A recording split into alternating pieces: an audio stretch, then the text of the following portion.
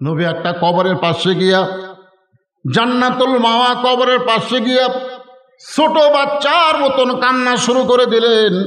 সাহাবীরা বললেন, এ রাসূলুল্লাহ, আজকে মক্কা বিজয়ের দিনে আমরা আনন্দ মিছিল করব, আর আপনি আনন্দ মিছিল না করতে দিয়া আপনি কবরের মধ্যে ঢোকে একটা কবরের কাছে দাঁড়িয়ে ছোট বাচ্চার মতন কাঁদতেছেন। হুজুর, আপনার এই কান্দার কারণ কি, আর এই কবরটা কার, আমরা একটু জানতে চাই।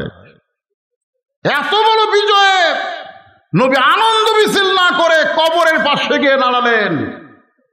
আমরা যারা বাংলাদেশে বিজয় পাইছি 24 সালের 5ই আগস্ট, আমরা কি একটা বার কবরের কথা খেয়াল করছি? আমাদের নেতা, শ্রেষ্ঠ নেতা, তিনি বিজয়ের আনন্দ না করে সমস্ত সাহাবীদেরকে নিয়ে কবরের মধ্যে ঢুকলেন। একটা কবরের পাশে গিয়া ছোট বাচ্চার মতন কান্না শুরু করে দিলেন। সাহাবারা জিজ্ঞেস করলেন, হুজুর, এইটা কার কবর?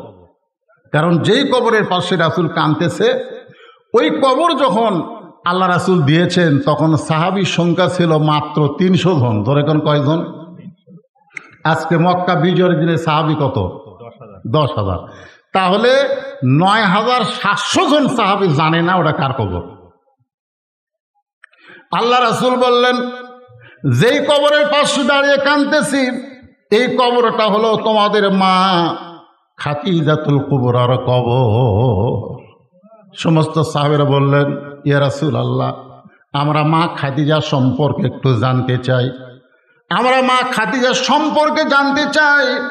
কারণ 300 জন সাহাবী জানে মা খাদিজাকে, আর 9,700 জন তারা তো আর জানে না। এ কারণে বললেন, হুজুর, আমরা মা খাদিজা সম্পর্কে একটু জানতে চাই। আল্লাহ রাসূল বললেন, খাদিজা সম্পর্কে জানবে না খাদিজার জীবনের একটা আমল তোমরা শুনবে? খাদিজার সম্পর্কে জানবে না খাদিজার জীবনের একটা আমল তোমরা শুনবে?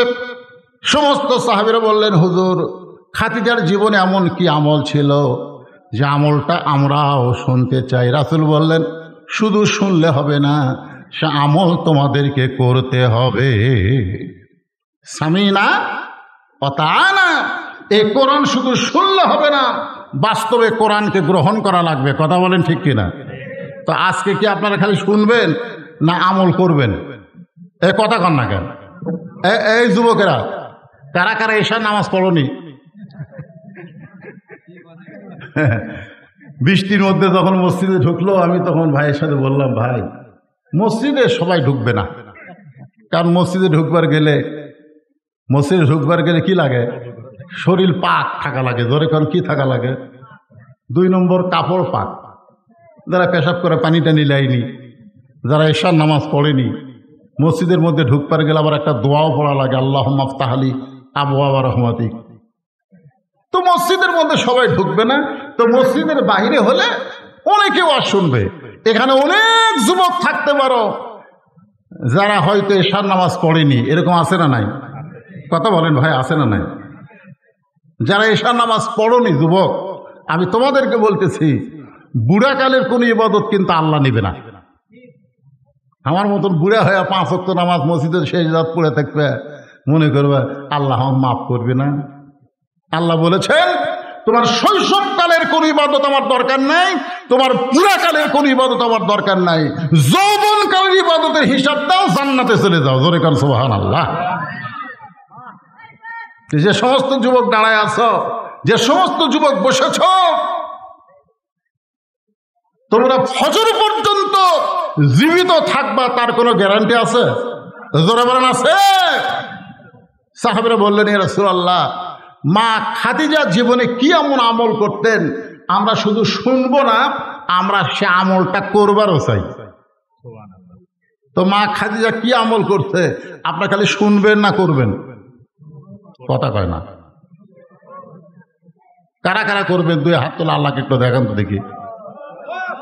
যারা এশার নামাজ পড়ো না হয় তারাও হাত তোলো, টান টান করে তোলো। লিল্লাহি আল্লাহ রাসূল বললেন, মা খাদিজার জীবনের সবচাইতে গুরুত্বপূর্ণ আমল হলো সব সময় মৃত্যুকে স্মরণ করা। সব সময় কি স্মরণ করা? মৃত্যুকে স্মরণ করা। চাষতলে বসে আমরা গল্প করতেছি, অমুকের ফাঁসি হলো, অমুকের ফাঁসি হলো, অমুকের ফাঁসি হবে রে। দুই কান্দের দুই ফেরেশতা খায়, আল্লাহ ই কত বড় শয়তান, এই অপরের ফাঁসির চিন্তা করে, এর মরার চিন্তা করে না কেন? কারণ ফাঁসির তারিখ আছে, মরার কোনো তারিখ নেই। কথা কোন ভাইজান? ফাঁসির তারিখ আছে, আছে না নাই? জোরে কোন আছে না নাই? জল্লাদ শাহজাহান বলেছে, জল্লাদ শাহজাহান, যে জামাত ইসলামের যে কয়টাকে ফাঁসি দেওয়া হয়েছে আমি নিজেই দিছি। হ্যাঁ, গর্বের সাথে উমরে গেছে, ওই কিন্তু মরছে, জল্লাদ শাহজাহান মরছে।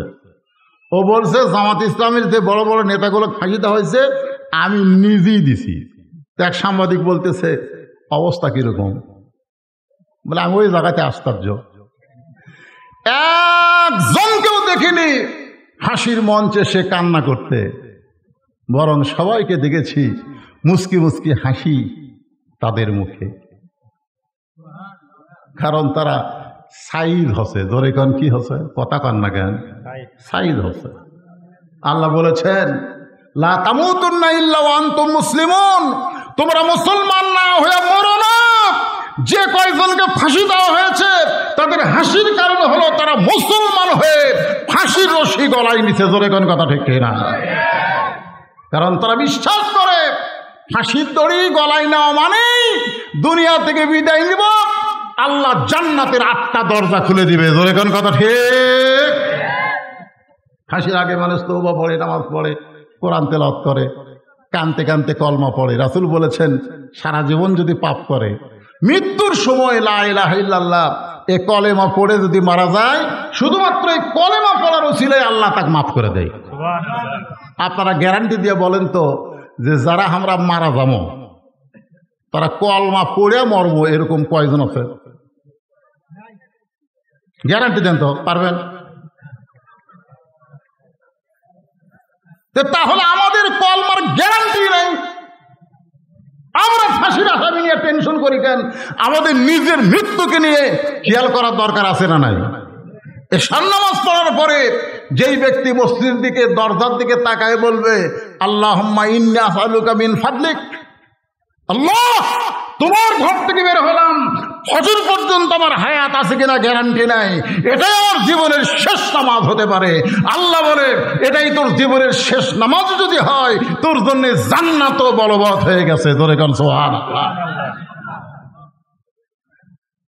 আল্লাহ রাসূল বললেন খাদিজার জীবনের সবচাইতে বড় আমল হলো, গুরুত্বপূর্ণ আমল হলো মৃত্যুকে স্মরণ করা। সব সময় মনে করতো এখনই মারা যাব, এখনই মারা যাব। যেই মাহফিল এসেছেন এখান থেকে বাড়ি যাওয়ার কোনো গ্যারান্টি, জোরে কান গ্যারান্টি নাই। গ্যারান্টি যদি না থাকে তাহলে খামাখা দুনিয়ার কোনো আইন না মেনে, দুনিয়ার কোনো নিয়ম না মেনে আমরা আল্লাহর কোরআনকে গ্রহণ করব। গ্যারান্টি যদি না থাকে, আজকে আমরা ওয়াদা করি আল্লাহ তোমার কোরআনকে আমরা গ্রহণ করব, কোরআনের আন্দোলন করব, কোরআনের দল করব। রাসূল বলেছেন মান সাল্লাল্লাহু তাআলা আশ-শাহাদাতা বিসিদকিন বাল্লাগাহুল্লাহু মানাজিলাশ শুহাদা ওয়া মাতা আলা ফিরাশিহি, রাওয়াহুল বুখারী কিতাবুল মাগাজি। জোরে কর সুবহানাল্লাহ। এ কোরআন বিজয়ের আন্দোলন যারা করবে, কোরআনের দল যারা করবে, কোরআনের শাসন যারা নিজের চোখে দেখার নিয়তে কাজ করবে, এই আন্দোলন করতে করতে ওই মাতা আলা ফিরাশিহি, সে যদি নিজের বিছনায় মৃত্যুবরণ করে, কোরআনের শাসন যদি তার চোখে দেখা নাও পড়ে, রাসূল বলতেছেন হাসরের ময়দানে আল্লাহ তাকে শহীদদের কাতারে দাঁড় করাইয়া দিবে। আপনারা বলেন তো, শহীদের কাতারে কেউ যদি দাঁড়ায় তার কোনো হিসাব আছে? তাহলে এখন আমরা জীবনের গ্যারান্টি নেই, যে কোনো সময় মরবো, তো খামাখা অন্য দল না করে আমরা আল্লাহর কোরআনের দল করব। কারা কারা করবেন? 2 হাত তুলে একটা আমার আল্লাহকে দেখেন তো ভাই। লিল্লাহে তাকবীর, আল কোরআনের আলো। রে পাগলা, এটা তো অ্যাঙ্গেল, এখন ডাইরেক্ট মারবা। আর কোনো টেনশন আছে নাকি? আছে? ওয়াসা কোম্পানি একটা ট্যাঙ্কি বানাচ্ছে, ট্যাঙ্কির গায়ে লেখা আছে 2 কোটি লিটার পানি আছে। ওই ট্যাঙ্কির পানি ঢাকার সব জায়গায় সাপ্লাই দেয়। এখন বাসার এই ভাই পানি পান করে, পানিতে উজু করে, পানিতে গোসল করে, কিন্তু ট্যাঙ্কির একদিন গভীর রাত্রে ছাপ না খুলে ওই ট্যাঙ্কির মধ্যে 2টা মরা মোষ ঢুকে দিয়েছে। কটা? 2টা মরা মোষ ঢুকে দিয়েছে। এই 2টা মরা মোষ আস্তে আস্তে পচিয়া গলে ওই পানির মধ্যে মিশ্রণ হয়ে প্রত্যেকটা বাসায় পানি চলে আসতেছে। এখন বাসার লোকেরা ওই পানি গিলাসের মধ্যে নিয়ে দোয়া পড়তেছে, ওয়াসাকাহুম রাব্বুহুম শারাবান তাহুরা। ঘরে ঘরে কোরআনের আলো জ্বলাচ্ছে, ওয়াসাকাহুম রাব্বুহুম শারাবান তাহুরা। আপনার বলেন তো পানি পাক না না পাক? কেন? কেন? আসল জায়গা না পাক। তুমি যতই ঘরে ঘরে কোরআন তেলাওয়াত করো কাম হবে না। আসল জায়গায় আল্লাহর কোরআনকে নিয়ে যাওয়া লাগবে। জোরে কোন কথা? হে, এই ট্যাঙ্কির নাম হলো সংসদ। জোরে কোন ট্যাঙ্কির নাম কি? একটু সাথে কবেন তো ভাইজান। হ্যাঁ, আল কোরআনের আলো আপনার সবাই বলবেন সংসদে জালো, আল কোরআনের আলো হলো না। এতগুলো মরদ মানুষ আরে আমার এলাকার 2 মেয়ে মানুষ ঝগড়া করলে কোয়ার্টার কিলো দূর থেকে শোনা ভাই। হাই রে গলার পাওয়ার ভাই, আপনি বিশ্বাস করতেছেন না। একটা স্লোগানই আল্লাহ আপনাকে জান্নাত দিতে পারে। পারে কি পারে না? এই কোরআন সুপারিশ করবে। কোরআনকে আল্লাহ তাআলা দলিল হিসাবে ঘোষণা করেছে। সবাই বলবেন তো ইনশাআল্লাহ। আল কোরআনের আলো, কোরআন হাদিস যেখানে, দুনিয়ার মুসলমান লিল্লাহি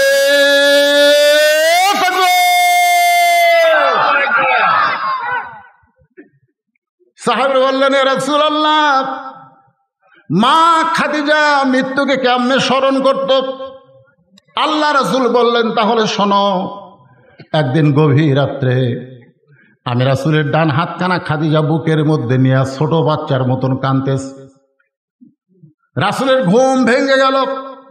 আল্লাহ রাসূল চমকে উঠে বললেন, খাদিজা, দুনিয়ার সবাই ঘুমায়, আমি নবীও ঘুম পাড়তেছি, অথচ তুমি ঘুম না পেলে কেন এমন করে কাঁদতেছ? এই সবাই খেয়াল করেন, সবাই কি করে? ঘুমায়। সবাই কি করে? আমি রাসূলও ঘুমাই। তাহলে একজনই ঘুমায় না, তিনি কে? না না, কথা কয় না, আরো জোরে কন। আল্লাহ ঘুমায় না। লা তাখুযু সিনাতাও ওয়ালা নাওম। ঘুম তো দূরের কথা, আল্লাহ তন্দ্রা পর্যন্ত নেই। একদিন মুসা নবী বলতেছে, আল্লাহ একলা একলা বসে থাকো, তোমার ঘুম ধরে না? তা আল্লাহ বলতেছে, মুসা, আমি আল্লাহর ঘুম ধরে কি ধরে না যদি জানবার চাও, 1 গ্লাস পানি আনো। তো মুসা নবী 1 গ্লাস পানি নিয়ে আসে, তুর পর্বতের কিনারায় দাঁড়ায় আছে। আল্লাহ বলে, ঘুম মুসাক ধর। এখন ঘুম আসে, মুসা নবী ধরছে, হাতের গিলাস পুড়ে ভেঙ্গে শেষ। কিছুক্ষণ পর আল্লাহ বলে, মুসা পানি দাও।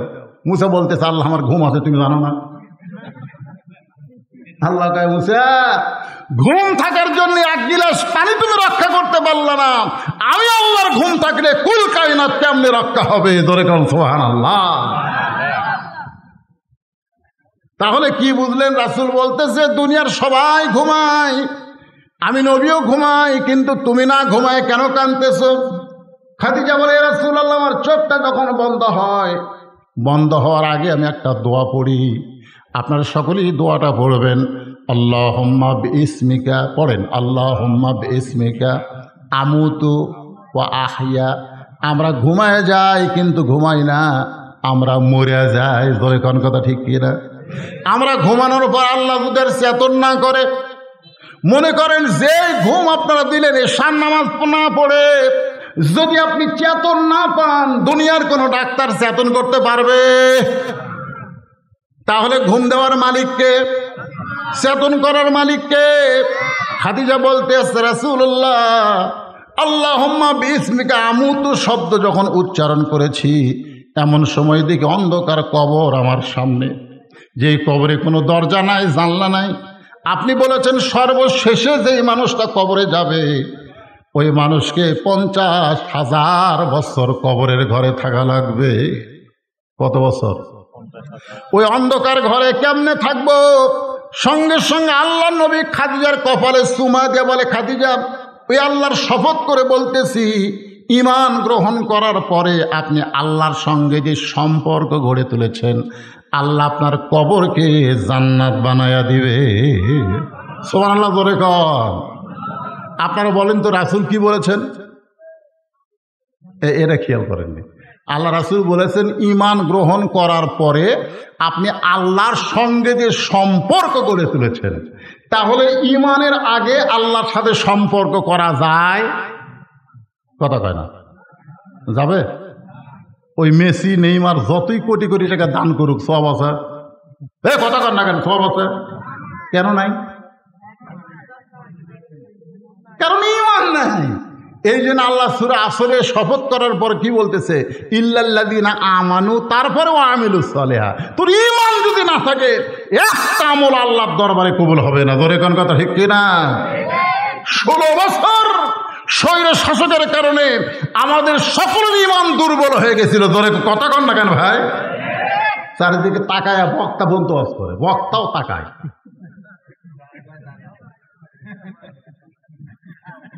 আমার বউ পর্যন্ত হক করে দেয়, দেখে শোনা ওয়াজ করবেন, দেখে শোনা। গরম পানি লাগবে না। পুলিশের গাড়ি, র্যাবের গাড়ি, এগুলো যদি থাকে তেল তেল আওয়াজ করবেন। আপনি এখন বলেন, কোরআন শরীফ, যে কোরআন আল্লাহ বলতেছেন, কুল জাআল হাক্কু ওয়া যাহাকাল বাতিল ইন্নাল বাতিলা কানা যাহুকা, যে কোরআন হক আর সে হক কথা বলবার সে বক্তা পর্যন্ত চারিদিকে দেখে শোনা ওয়াজ করছে। আপনার বলেন তো আমাকে ঈমান ঠিক ছিল? কথাটা ঠিক ছিল? এই জন্যে মনে ঈমান গ্রহণ করার পরে আল্লাহ রাসূল বলে নাই যে ঈমানের কলেমা পড়ার পরে, তা বলে নাই। বলেছে, খাদিজা, ঈমান গ্রহণ করার পরে তুমি আল্লাহর সঙ্গে যে সম্পর্ক গড়ে তুলেছ, আল্লাহ তোমার কবরকে কবর রাখবে না, তোমার কবরকে জান্নাত বানায় দিবে। এখন আপনারা বলেন, আমরা কি ঈমান পড়িছি না গ্রহণ করছি? একটা হচ্ছে কলেমা পড়া, আর একটা হলো গ্রহণ করা।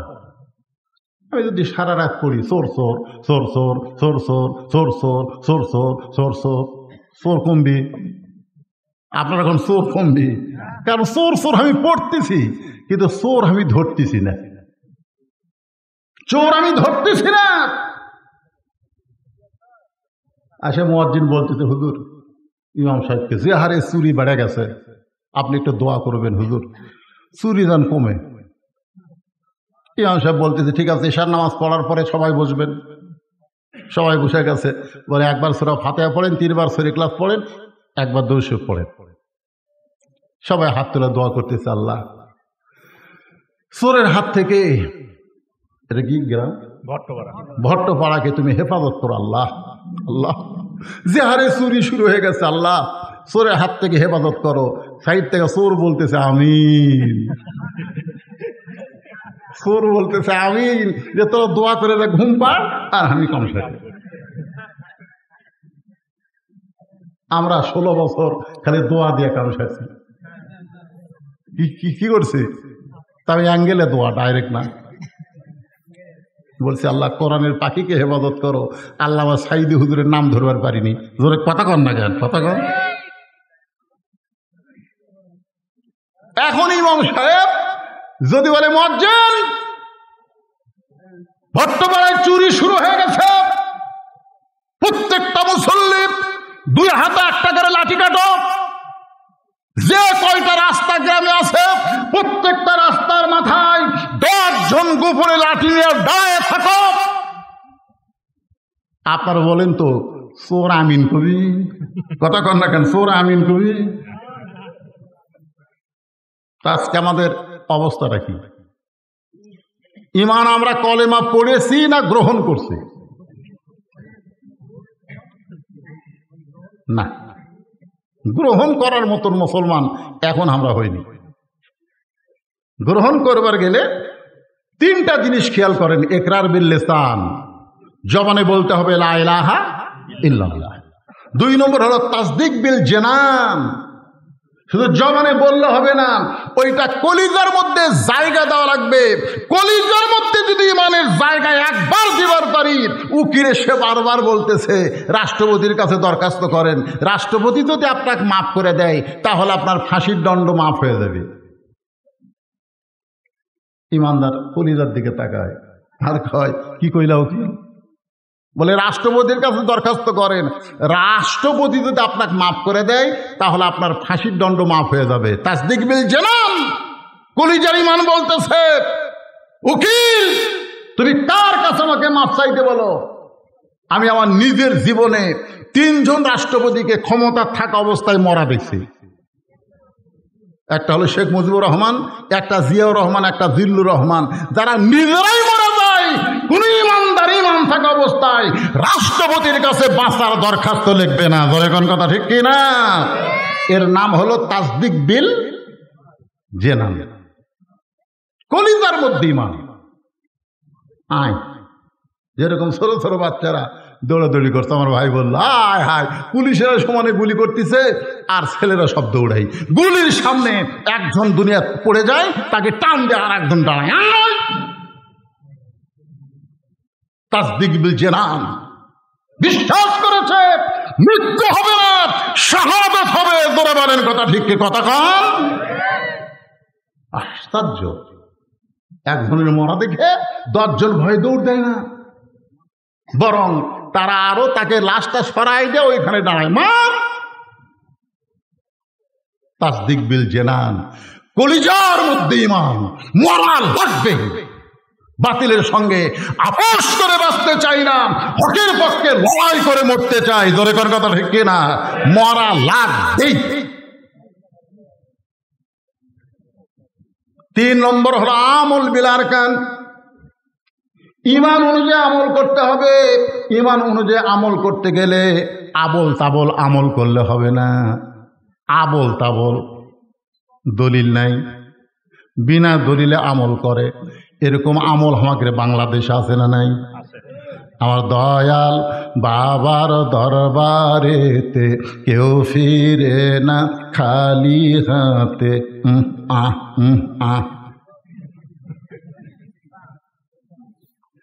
আল্লাহর ধন নবীরে দিয়া আল্লাহ গেছে গায়েব হইয়া, নবীর ধন খাজা নিয়া শুয়ে আছে আজমিরে, কেউ ফিরে না খালি হাতে খাজারে তোর দরবারে।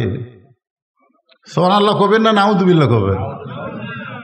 তাহলে আমল বিল আরকান। ইমান যদি আমল করতে চাই তাহলে আল্লাহর কোরআন আর নবীর সুন্নাহর দরকার আছে না নাই? দরকার আছে না নাই? 1 নম্বর হলো আল্লাহর কোরআন। যেই কোরআনের তাফসীর শুনতেছেন, এই কোরআনকে ইমানের মধ্যে ধারণ করা লাগবে। রাসূল বলে, খাদিজা ইমান গ্রহণ করার পরে আপনি আল্লাহকে এমনভাবে ধারণ করেছেন, এমনভাবে গ্রহণ করেছেন, আল্লাহ আপনার কবরকে কবর রাখবে না, আপনার কবরকে জান্নাত বানায়া দিবে। এখন আমরা সবাই কবরে যাব ভাই।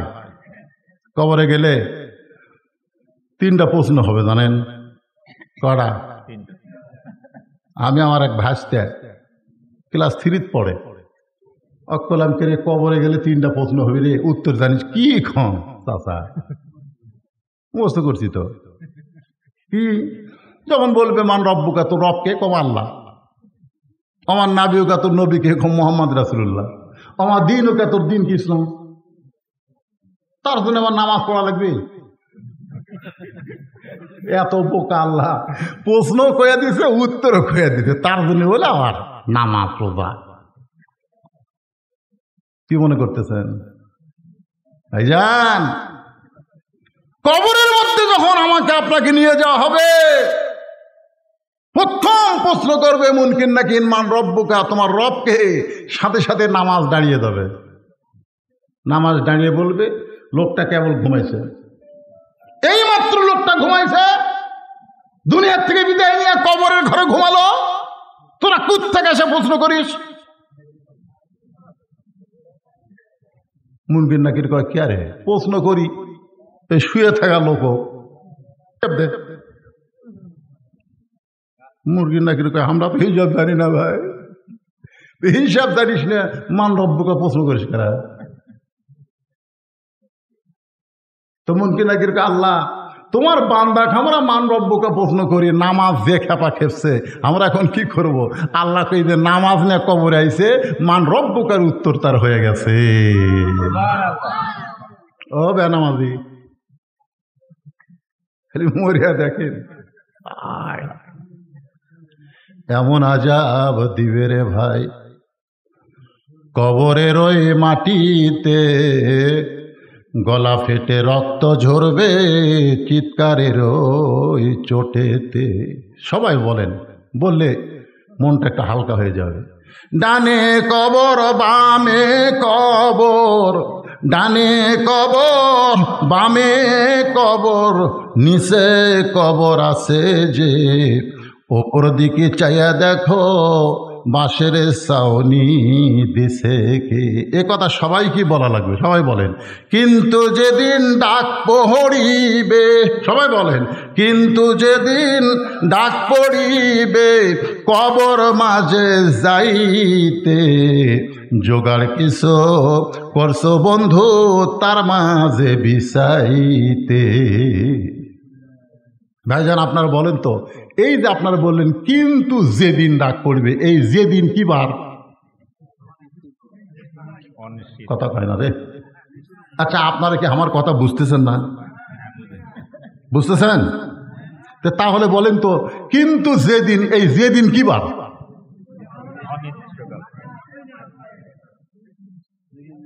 তো সিনা টান করে ঘুরতেছেন আর বলতেছেন আমার চিনিস, আমি কার দল করি তুই জানিস? সকালবেলা বলতেছে আমার চিনিস, এই আগামীকাল 10টায় তো সাইজ কর্মরে, এমন হুমকি মারছে। লোকটা তো খুবই সহজ সরল মানুষ, বাড়িতে এসে কাঁদতেছে। বউ কয় কান্দো কেন গো? আগামীকাল 10টা আমাকে সাইজ করবে। হায় হায়, আগামীকাল 10টায় সাইজ করবে আর এখনই কান্দা শুরু করছো? বলো এই সরকারি দল করে রে, আর হাত পাওয়ার আছে। বউ বলতেছে তুই পাগল, এ দেশে কি বিচার নাই? এ দেশে কি বিচার নাই? মেম্বার আছে, চেয়ারম্যান আছে, তাদের কাছে বিচার দাও। যে বড় হুমকি মারলো তাকে বিচার করবে। তখন স্বামী বলতেছে আরে যে আমাকে বলছে আগামীকাল 10টায় তো সাইজ কর্ম, ওই চেয়ারম্যানের লোক।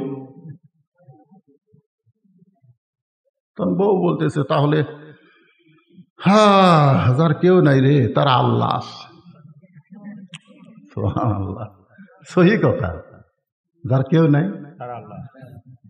স্বামী ঈশার নামাজ পড়ে আল্লাহর কাছে বলতেছে আল্লাহ আগামীকাল 10টা হয় সাইজ করবে। আল্লাহ জামাত ইসলামের নিবন্ধন বাতিল করে দিল, বাংলাদেশের শিবির জামাত নিষেধ করে দিল, ঠিক কিনা বলেন?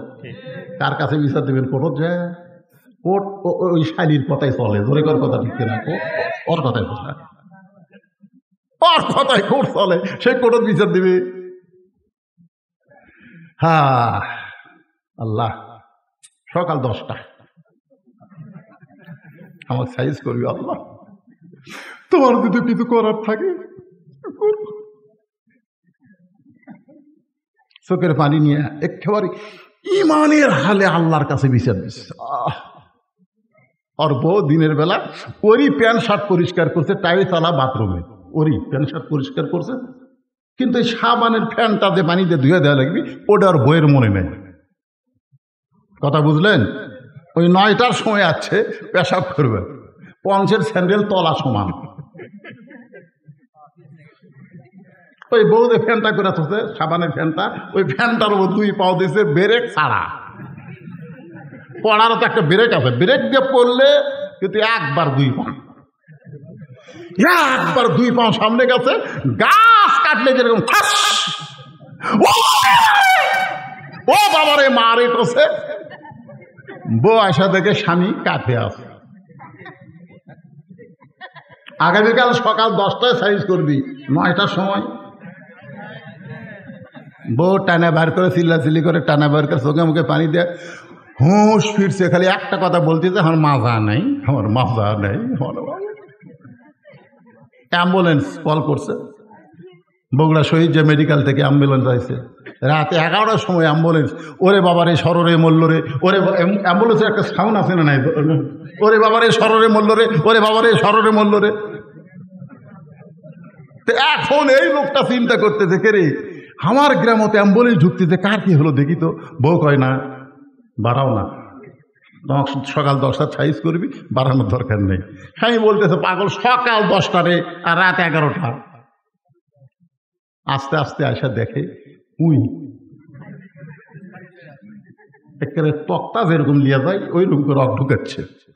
ওই জানলার কাছে গিয়ে বলতেছে, ভাই সকাল 10টা বাজতে এখন অনেক বাকি আছে ভাই, 42 সাল এখন অনেক বাকি ভাই। তার আগেই তুই তক্তা কেড়ে, তুই তক্তা কেড়ে।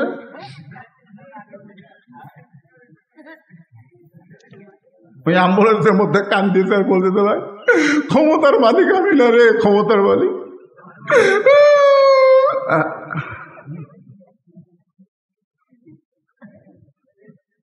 সবাই আমার সঙ্গে পড়েন, তুইজ্জু মান তাশা ওয়া তুযিল্লু মান তাশা বিয়াদিকাল খায়র ওয়া হুয়া আলা কুল্লি শাইইন কাদির। সম্মান দেওয়ার মালিককে, এ জোরে বলা লাগবে, সম্মান দেওয়ার মালিককে, অপমান করার মালিককে, ভালো মন্দর মালিককে, সমস্ত ক্ষমতার মালিককে।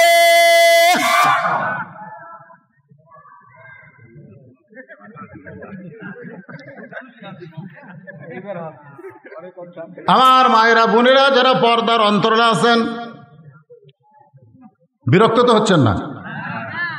অনেক সময় ওয়াজ করলাম আপনাদের জন্যে, আমার মা বোনদের জন্যে। 4টা মিনিট একটু ওয়াজ করি। কয় মিনিট? ধরে কোন কয় মিনিট? 4টা মিনিট একটু ওয়াজ করি আমার মা বোনদের জন্যে। কারণ মায়েরা যদি ভালো হয় আমাকেরই শান্তি, ঠিক কিনা কন? বরকত নাই, বাজার করে আনে দিতি শেষ, বাজার করে আনতি শেষ, বরকত নাই। মা বোনদের হাতে যেন বরকত হয়, এই জন্যে এই বাবাদের, এই শোনেন, আমাদের সকলের মা বোনদের জন্য যারা বসে আছেন দোতলায়, শোনেন, আল্লাহ রাসূল বললেন, খাদিজা, এই দুনিয়াতে 10 জন পুরুষকে আল্লাহ জান্নাতের সার্টিফিকেট দান করেছে, আবার 10 জন নারীকেও আল্লাহ জান্নাতের সার্টিফিকেট দান করেছে। পুরুষের মধ্যে 1 নম্বর হলো আবু বকর, আর নারীদের মধ্যে 1 নম্বর হলো খাদিজাতুল কুবরা। সুবহানাল্লাহ বলেন। এখন আপনারা বলেন, 10 জন যে সার্টিফিকেট পাইছে, পুরুষের মধ্যে 1 নম্বরের নাম কি? মনে থাকবেন। মেয়েদের মধ্যে 1 নম্বরের নাম কি? খাদিজা। মুস্কি মুস্কি হাসে আল্লাহ রাসূল বলে, খাদিজা, মহিলাদের মধ্যে 1 নম্বর যদি আপনি হন, তাহলে 2 নম্বর কে হলে ভালো হয়? পুরুষের মধ্যে 2 নম্বর হলো ওমর, 3 নম্বর ওসমান, 4 নম্বর আলী।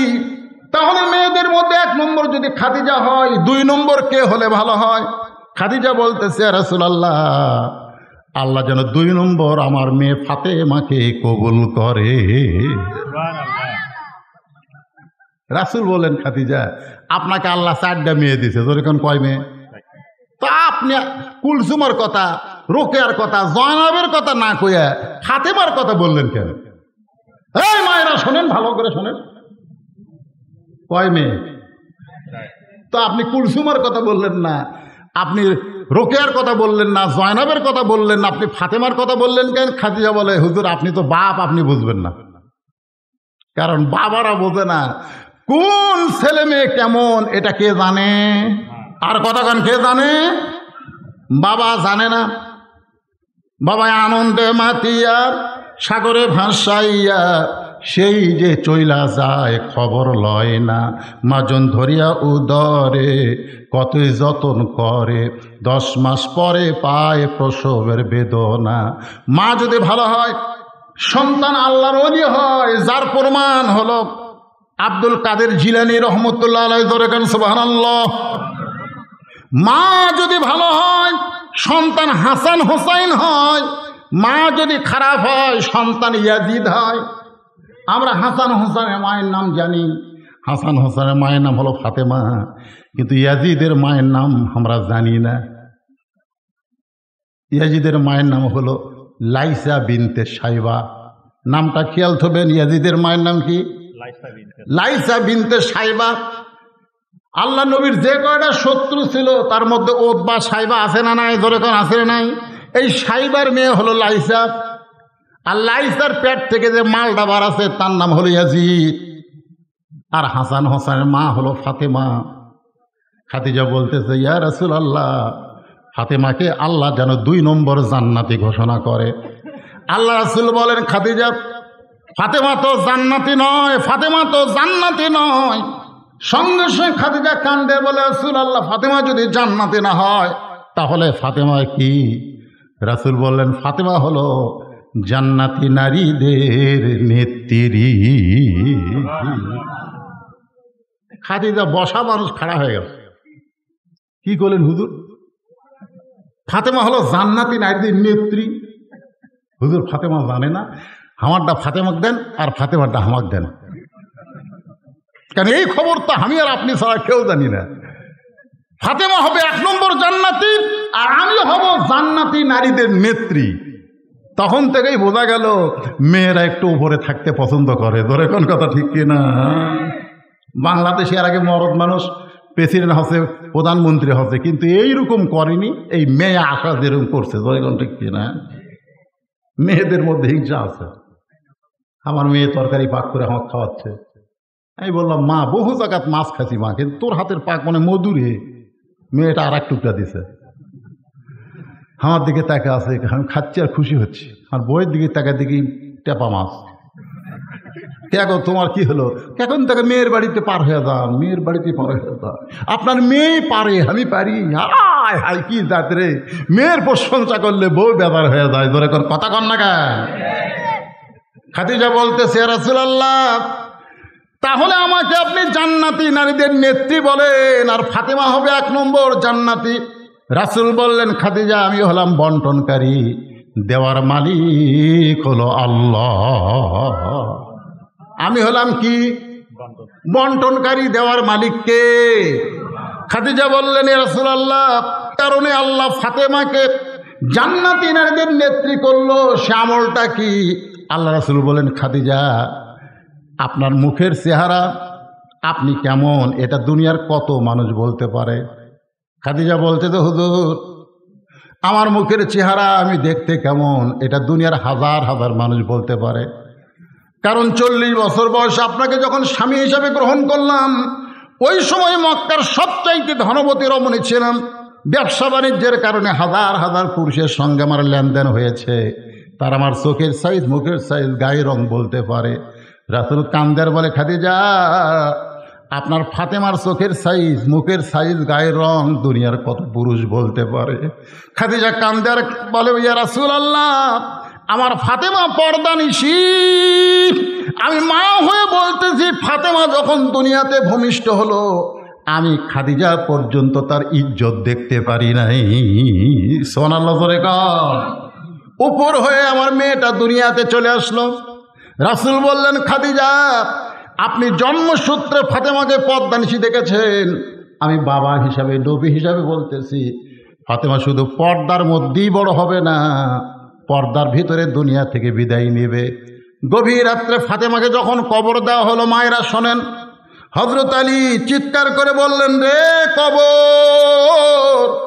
আমার হাসান হোসেনের মা পর্দানিশী বলে রাতের বেলা দুনিয়া থেকে বিদায় নিল, রাতের বেলা তাকে কবর দেওয়া হলো। আমার ফাতেমার প্রতি আল্লাহ তুমি খুশি হয়ে যাও। এই দোয়া করার সঙ্গে সঙ্গে হযরত আলী তাকায় দেখে সামনে কোনো কবর নাই। এই মাত্র যেই কবর দিতে সেই কবর নাই, কয়েকটা পুরাতন কবর দেখা যায়। আলী কান্দের বলে, একই ফাতেমার কবর দিলাম, সে নতুন কবরটা কোন জায়গায়? কে যেন ডাকতে বলে, আলী রে, ফাতেমা পর্দানিশী, আমি আল্লাহ তার কবরটাকেও কিয়ামত পর্যন্ত পর্দা করে দিয়েছি। আমার মা বোনদের জন্যে আমার 1 নম্বর ওয়াজ হলো, মা, আমল যদিও কমও হয় সমস্যা নাই, কিন্তু আল্লাহর আইন পর্দাটাকে আপনারা গ্রহণ করবে। আপনাদের চেহারা যেন কোনো পুরুষ মানুষ না দেখে। মায়েরা হয়তো বলবে, হুজুর আমরা তো পর্দার থাকপারই চাই, কিন্তু এই মরদগুলোই থাকপার দেয় না। এই জন্য আল্লাহ রাসূল বলেছেন, আদ-দায়ুসু, শোনেন ভালো করে, আদ-দায়ুসু লা ইয়াদখুল, লা ইয়াদখুল, এটা হলো লাইনু ফি জিনস, কখনোই না, দায়ুস কখনোই লা ইয়াদখুলুল জান্নাহ, দায়ুস কখনোই জান্নাতে প্রবেশ করবে না। সাহাবারা বললেন, হুজুর দায়ুস কোন নারী? আল্লাহ রাসূল বলেন, দায়ুস কোন নারী না, দায়ুস ওই সকল পুরুষ যাদের অধীনে নারীরা পর্দা করে না। তাহলে আপনার অধীনে যেগুলো আছে, ভাই কথা শোনেন, ওয়া শেষ, মেয়েকের ওয়া শেষ, আপনার অধীনে যেগুলো আছে এগুলোকে পর্দার মধ্যে রাখার দায়িত্ব সরকারের না আপনার? কথা হয় না, সরকারের? এটা কে উঠো রে, বসো বাবু বসো।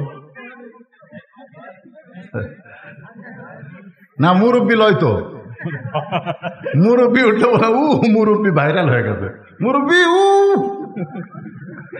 মুরব্বী লয় ছেলে। এখন সোনামণি বাবা, সোনামণি সোনামণি। এই দেখেন ঘড়ির দিকে 12টা বাজতেছে, আমিও আলোচনা শেষ করবো তো। আপনাদের বেশি বিরক্ত হচ্ছেন? কারণ মেয়েদের ওয়াজ আবার না করলে আমাদের তো ওয়াজ করলো না। এখন মেয়েদেরকে পর্দার মধ্যে রাখার দায়িত্ব কার? আপনার বউকে পর্দায় কে রাখবে? আপনি রাখবেন না আমি রাখবো? কথা কন না কেন? আপনাকে এলাকায় স্টার জলসা চলে, স্টার জলসা চলে, জি বাংলা চলে, কথা কয় না চলে? আমার মা বোনদের জন্য বলবো, মা, স্টার জলসা জি বাংলা যদি দেখেন, এই বন্ধুদের ওয়াজ শুনে এক পয়সাও লাভ হবে না। কারণ মান তাসাব্বাহা বিকওমিন ফাহুয়া মিনহুম,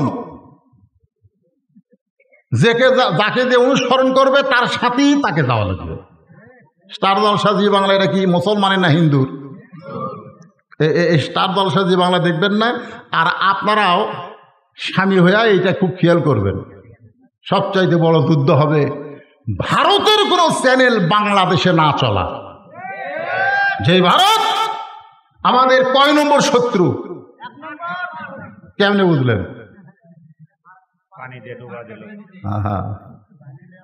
ভারত বাংলাদেশকে ভালোবাসতো একটা মানুষের জন্য, সেই মানুষ এখন ভারতত আছে।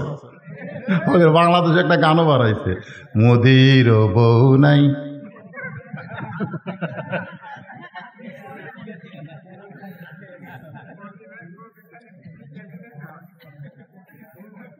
এই অ্যাঙ্গেলে সামান্য করলাম, পরকারটা আপনারা করবেন। 400 বছরের পুরাতন বাবরি মসজিদ ভাঙ্গা ওরা রাম মন্দির তৈরি করছে। ধরে কোন কথা ঠিক কিনা? আপনি বলেন, আপনাকে এই মসজিদ যদি কোনো কেউ ভাঙবার আসে যারা নামাজ পড়ে না, তারাও কিন্তু জীবন দিবি মসজিদের জন্য। ধরে কোন কথা ঠিক কিনা? নামাজ পড়ি না তাই বলে মসজিদকে আমি ভালোবাসি। মসজিদ কার ঘর? এ কথা কন না কেন, কার ঘর? হয়তো অনেক নামাজিরা বলবে ইন্নাল্লাহা মা'আস সাবিরিন, ধৈর্যশীলদের সঙ্গে আল্লাহ আছে। বাবা, ওরা ভাঙ্গা থেকে দেখলে পরে আমরা আবার তৈরি করবো। বেয়ান আমাদের বলবে ওগুলো টাইম নেই, জীবন দেব। কথা কন না কেন? হ্যাঁ, যেই মসজিদকে আমরা জীবনের চাইতে বেশি ভালোবাসি ভারত, সেই বাবরি মসজিদ 400 বছরের পুরাতন। ভারতে কি মন্দির বানানোর জায়গা নাই? এজোর এখন জায়গা আছে না নাই? তো অন্য জায়গায় মন্দির না বানায়া মসজিদ ভাঙ্গা ওই জায়গায় মন্দির করে ভারত আমাদের কলিজার মধ্যে আঘাত করেছে। ইমান থাকা অবস্থায় ভারতকে আমরা সহ্য করতে পারবো না। ধরে কোন কথা ঠিক না? আমার মা বোনদের জন্য বলি, মা, ভারত ইসলামের শত্রু, ভারত কোরআনের শত্রু, ভারত মুসলমানের শত্রু, ভারত মসজিদের শত্রু। সেই ভারতের কোন চ্যানেল স্টার জলসা জি বাংলা আপনারা দেখেন না, মা, দেখেন না। আল্লাহ, যে মায়েরা স্টার জলসা জি বাংলা দেখবে না, আজ থেকে যারা তওবা করবে আল্লাহ তাদেরকে ফাতেমার সঙ্গে কবুল করো। ধরে কোন আমিন। আল্লাহ রাসূল বললেন, খাদিজা, ঈমান গ্রহণ করার পরে আল্লাহর সঙ্গে আপনি যে সম্পর্ক গড়ে তুলেছেন, আল্লাহ আপনার কবরকে জান্নাত বানায়া দিবে। ঈমান গ্রহণ করার পরে ভাইজান এখন একটু আপনাদেরকে নামতার মতন বলা লাগবে। ঈমান গ্রহণ করার পরে যত আমল আছে, 1 নম্বর আমলের নাম কি? সবাই বললেন না? আচ্ছা, কোন আমল না করলে ঈমান থাকে না? হ্যাঁ জানেন? লা সলাতা লা ঈমানা, যার নামাজ নাই তার ঈমান নাই। এই তাকাও, অনেকে কয় হুজুর কি কন, আমি জুম্মার নামাজ পড়ি না, 5 ওয়াক্ত না পড়ে তো দোতলা করছে।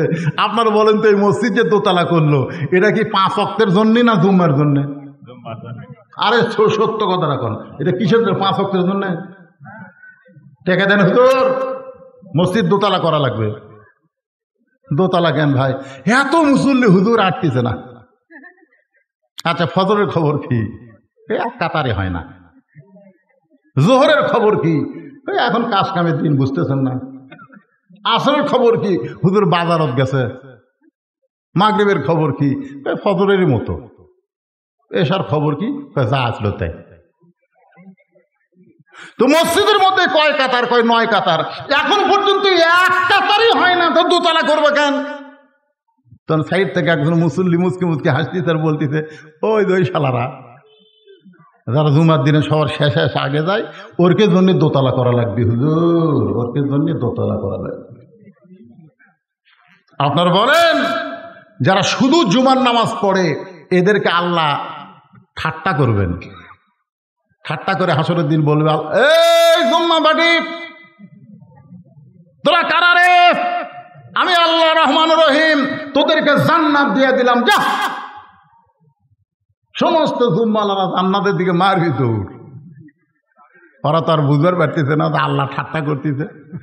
যায় দেখে বিশাল একটা তালা। আল্লাহ জান্নাত দিলেন আল্লাহ, কিন্তু তালা আছে। আল্লাহ কয়, চাবি তোর কাছে আছে, খুঁজে দেখ। ওরা পকেট খুঁজে দেখবে, একটা চাবি আছে। আলহামদুলিল্লাহ, চাবি তালার মধ্যে ঢুকবি কিন্তু ঘুরবি না। আল্লাহ কয়, কে রে, কি খবর? কয়, আল্লাহ ঢুকছে কিন্তু ঘোরে না। আল্লাহ কয়, পাগল, তালার মধ্যে 5টা দাগ আছে, তো চাবির মধ্যেও 5টা দাগ থাকা লাগবে। এখন দেখ তো চাবির খবর কি? তো জুম্মা বাটি বলবে, আল্লাহ আমার চাবি তো তেল তেলা। আল্লাহ বললে 5টা দাগ মানে 5 ওয়াক্ত। যার জুম্মা আছে 5 ওয়াক্ত নাই, তাই জান্নাত দেখবার পারবি কিন্তু ঢুকবার পারবি না। কোরআন দিয়ে যখন রাষ্ট্র চলবে, 1 নম্বর দায়িত্ব হলো পদ্মা সেতু নির্মাণ করা না, রাস্তার উপর ফ্লাইওভার নির্মাণ করা না, তেল তৈরি করা না। 1 নম্বর দায়িত্ব হলো 5 ওয়াক্ত নামাজ কায়েম করা। জোরে কোন কথা ঠিক কিনা? আল্লাযীনা মাক্কান্নাহুম ফিল আরদ। মুসলমানের মধ্যে যখন ক্ষমতা দেওয়া হবে, আগামী ইলেকশনে যদি কোরআনওয়ালারা ক্ষমতায় আসে, তাদের 1 নম্বর দায়িত্ব হলো আকামুস সালাত, নামাজ কায়েম করা। 2 নম্বর দায়িত্ব হলো যাকাত আদায় করা। জোরে কোন কথা ঠিক? কত টাকা ঋণ আপনারা জানেন? বাংলাদেশে 97 বিলিয়ন টাকা ঋণ, আর পাচার করেছে 93 বিলিয়ন।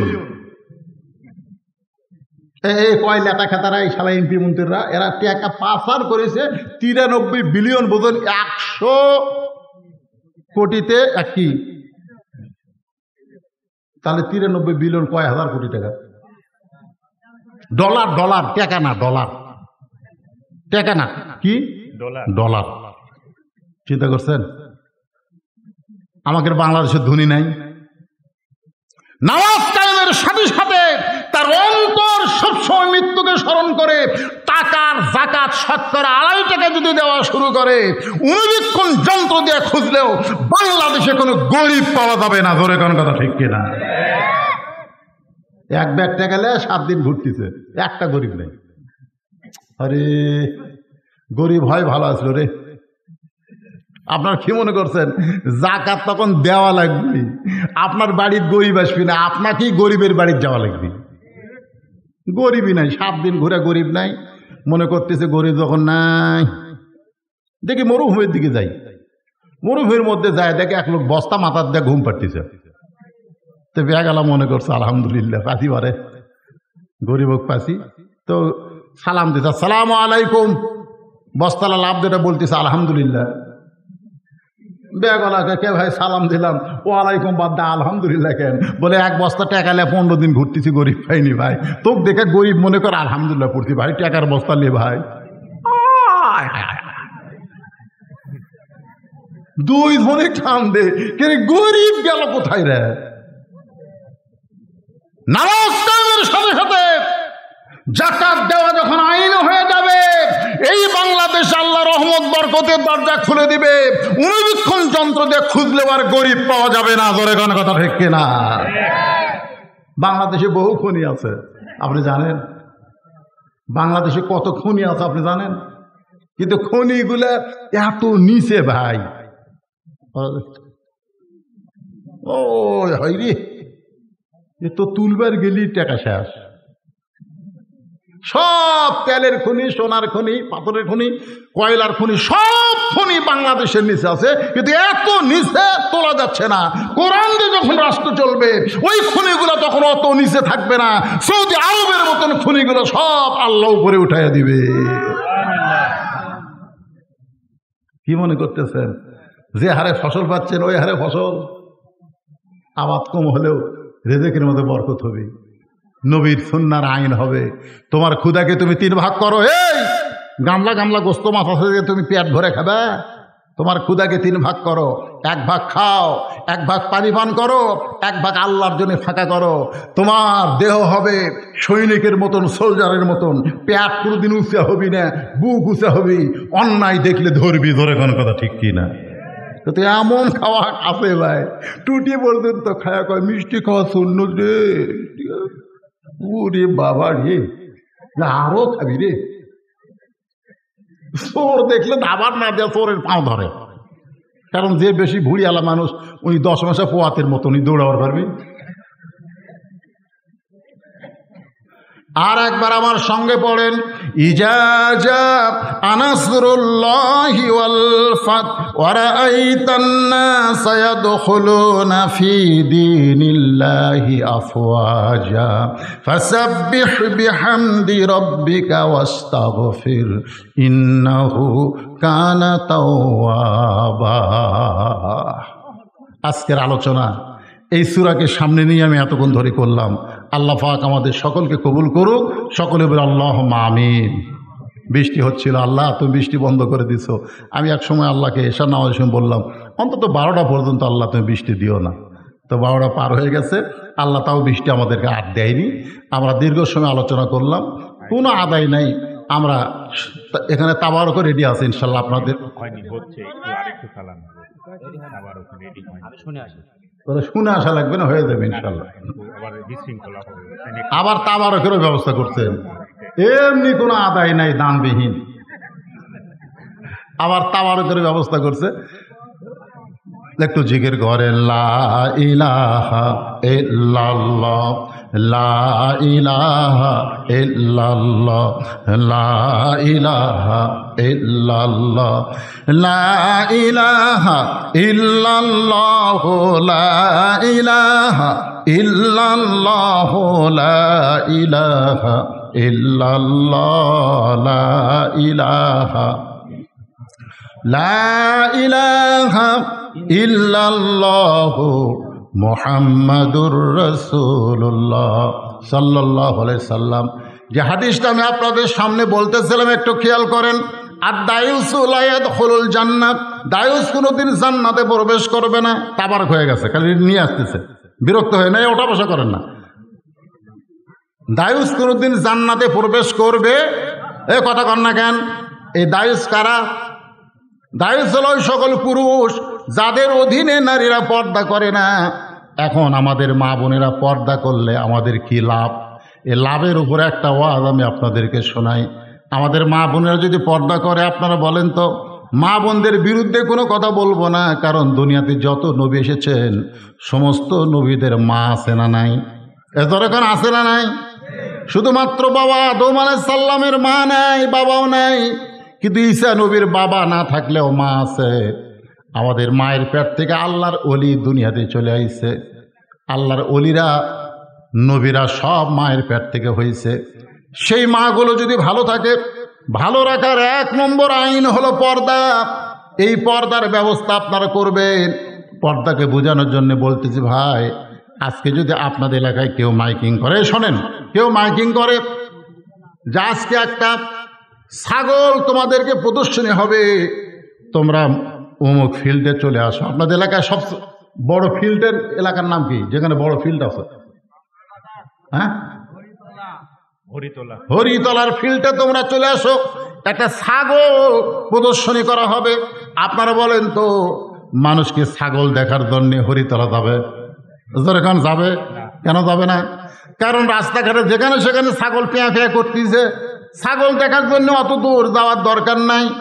এই জন্যে কেউ ওই মাইকিং শুনে হাসবে ঠিকই, কেউ যাবে না।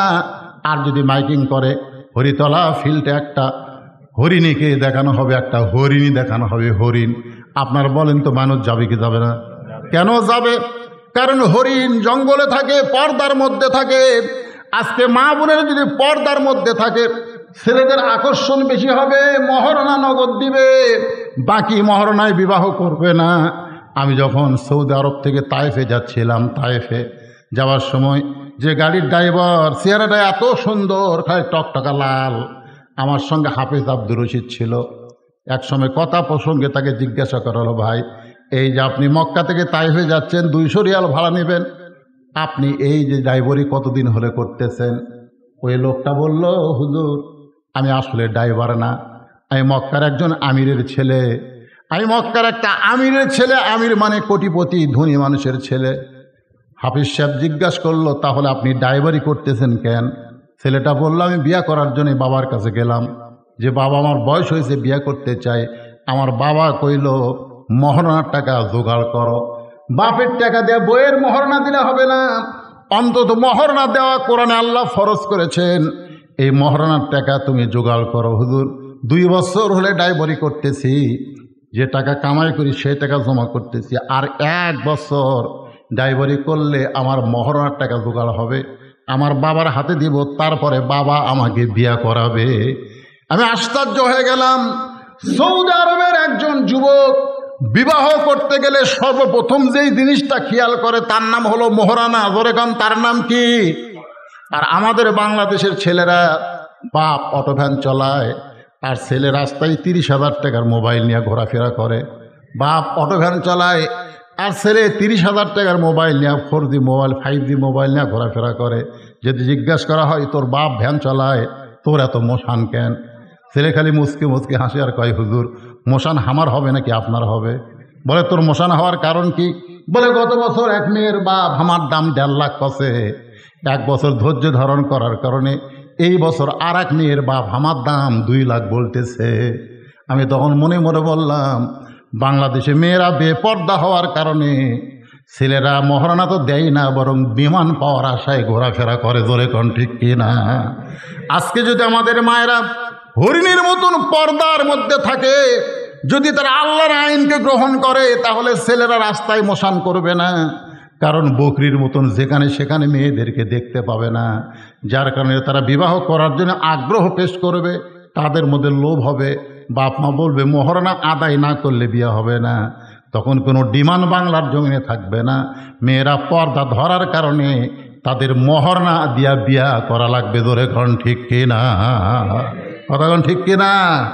বাইরে পদ্মা নদী থেকে এবারে কিন্তু এবারও ভারত পূজাতে ইলিশ চাইছিল, দিবে বলে দিছে ডক্টর ইউনূস, আমরাই কিনা খামো, আমাকে দেশের ইলিশ আমরাই খামো, তোর হোক দেব না।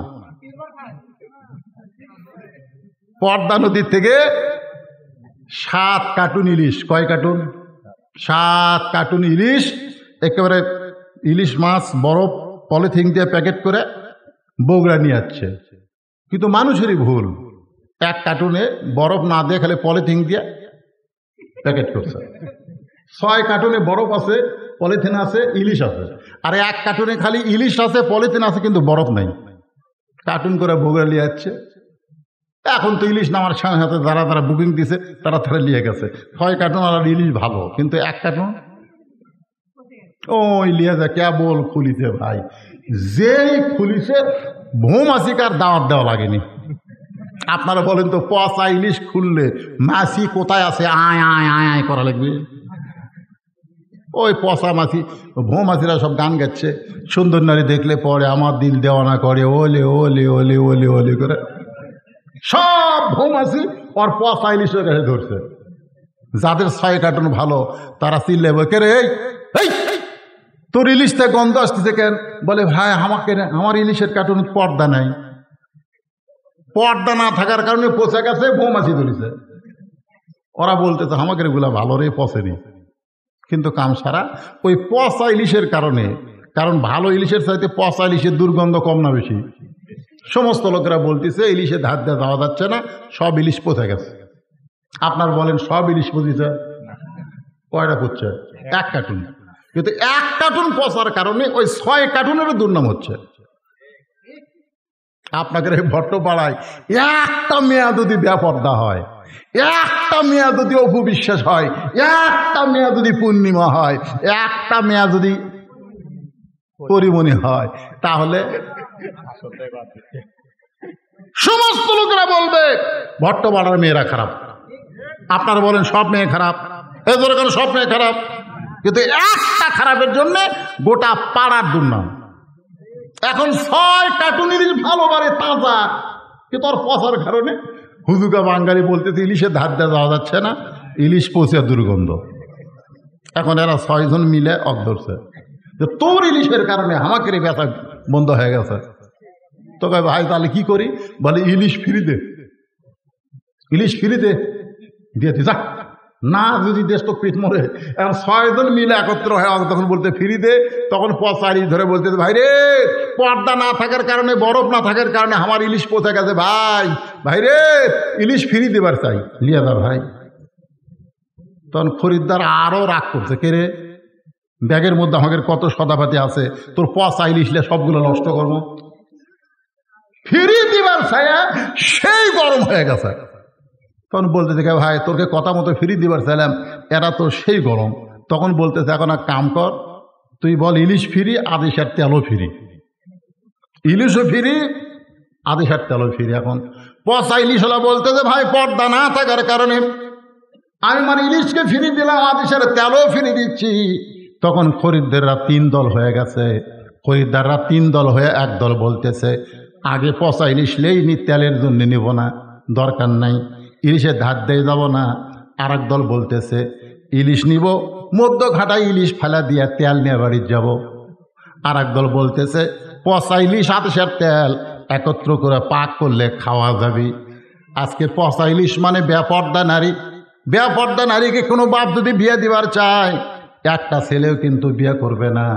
এ কারণেই করবে না, কারণ তোর মেয়েকে আমরা জানি বিয়ের আগে টেস্ট ফাইনাল খেলা খেলছে, ধরে কোন কথা ঠিক কি না?